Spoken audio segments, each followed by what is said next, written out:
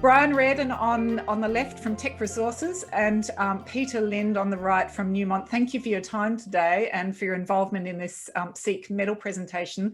I'm really interested to get your insights from a mining or an operator point of view on the financial side. In the CEEC Medal winning paper, one of the standout things was that some of the thinking behind the financial benefits was articulated.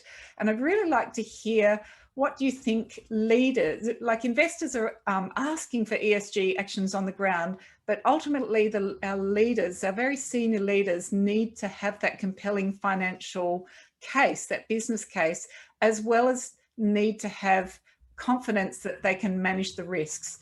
So how can we as technology leaders and people involved in both miners and in our suppliers and equipment collaborators, companies, how can we really articulate that value better to our senior leaders so they can achieve their ESG actions on the ground?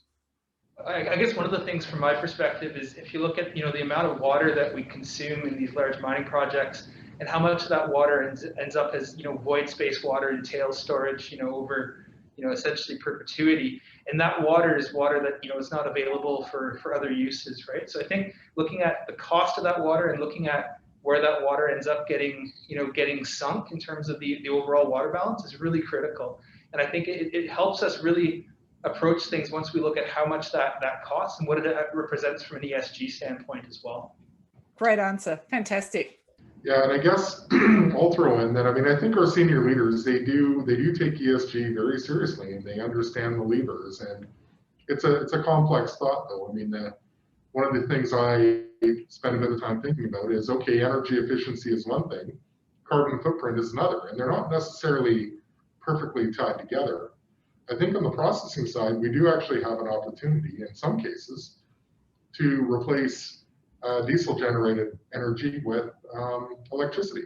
And depending on how the grid is set up, that actually could go against us from, I guess, an electrical energy perspective, but it could be better for the industry as a whole. So I think from a processing perspective, we do need to step back and step up to the balcony at times and make sure we're looking at these solutions from a site-wide or even a sort of district-wide perspective.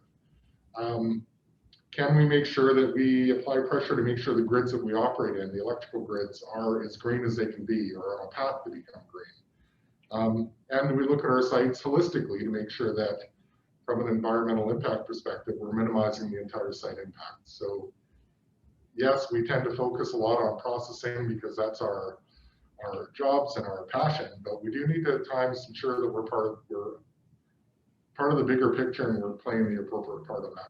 I think that's a fantastic point, Bryan. And in fact, it leads right into my next question. CEEC actually has run a number of workshops, and one of the emerging themes that we've put a spotlight on is integrating increasing renewables and hybrid primary energy solutions into mine sites, particularly off-grid mine sites, but where it makes business sense to do that. It's a fantastic way to reduce the carbon footprint of mines. And we've also talked at our Kalgoorlie workshop about how that plays into the plans for the regional grid. And we had some of the power suppliers actually in the room and talking. So I'm really interested in your views on how we can, quite often in our network, we're talking to technology leaders and mineral processors and metallurgists, how they can learn about and embrace and encourage renewables and decarbonisation to link in with better performing, better optimized plants.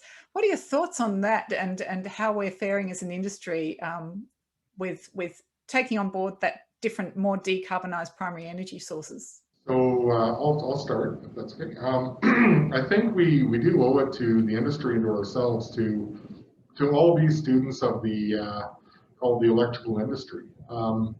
We tend to think of our plants and our operating sites as fairly flat operating loads, but I guess I'd question that. Can we figure out ways, whether it's maybe it's tied to solar power, maybe it's tied to overall loads on the grid, where we work with our utility providers, whether they're ourselves or broader utilities, figure out how to maximize efficiency.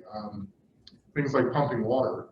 If you have appropriate storage facilities, is there any reason you can't pump that water during a period that is lower cost and potentially lower footprint, and overall lower your site grid just by doing some, your site energy efficiency from a footprint perspective, and potentially from a cost perspective, just by having those conversations and communicating with our partners. So it sounds like really communicating across silos and really getting that bigger picture, cross collaboration. Fantastic. Over to you, Peter.